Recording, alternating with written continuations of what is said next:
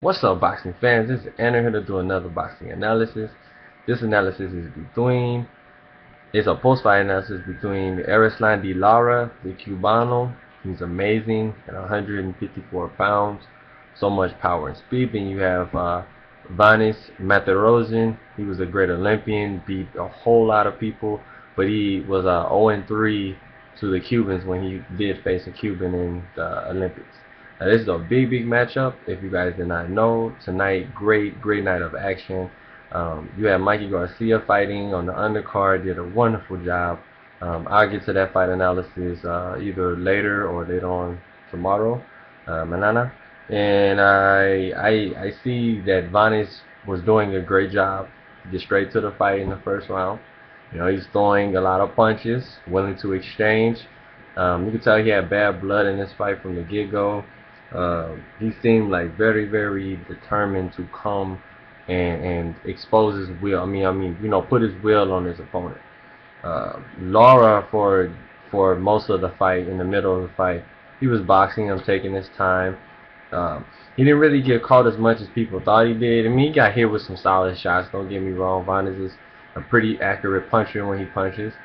But for the most part, he was getting out the way. He was boxing efficiently, using his footwork, using side-to-side movement, and that's how you know that he was really doing his thing. I mean, he was jabbing well when he did throw his jab. I had first round, like I said, for Vanes. Second round for Lara, he landed, I think, like 15 or 16 punches to only 4 or 5 for Vanes. And then the third, fourth, and fifth round, I gave to Lara as well. Now that sixth round was kind of iffy, and I thought Vanes was putting more pressure on him, walking him down a little bit more, so I gave him that round, and I gave him the seventh round. But the eighth round I gave to Lara as well. And the ninth round, before I got stopped by a headbutt, I had it for Lara. Lara was landing the more crisp shots. He was coming on a little bit more, and the fight usually favors, you know, a boxer with his kind of style, like the way that he was, you know, picking him apart the way he was. He wasn't picking him apart like, as you would say, a Floyd Mayweather was, but he was taking his time, and he was landing solid shots. Because Vanes has a chin, you know. Those Armenians have really tough chins. They're not weak at all. Like I said, it was a lot of low blows. Well, not a lot of low blows. There's a couple low blows in the fight. Lara did an uppercut, or I think a straight left, something like that. That was kind of low. Looked a little dirty, but you know, Vanes kept hitting him in the back or whatever. And I think he hit him in the back of the head once. But the correct figures, how you know whoever won, even though, I mean, it came down, if you guys didn't know, to a technical draw because of that headbutt, because Vanes was split open. It was because of when a southpaw and the orthodox meet head to head, they hit each other right, you know, head on after they throw a punch or while they're trying to throw a punch. It just happens. It's, you know, it's boxing. It happens, especially with southpaws and orthodox, way more than orthodox or southpaw.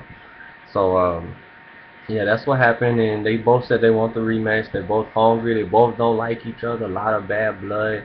You know, yeah, they're both chingon. They're both badasses. They come forward. They fight. Well, Lara, he likes to box more. He really doesn't do a lot of coming forward, but he can come forward at times. He doesn't run like people think. He boxes very efficiently. Um, but let me get down to the correct figures. Like I said, from what I remember, it was 29% landed out the total fight for Lara, 14% for Vanes, not the Perosian, and only 33 punches landed throughout.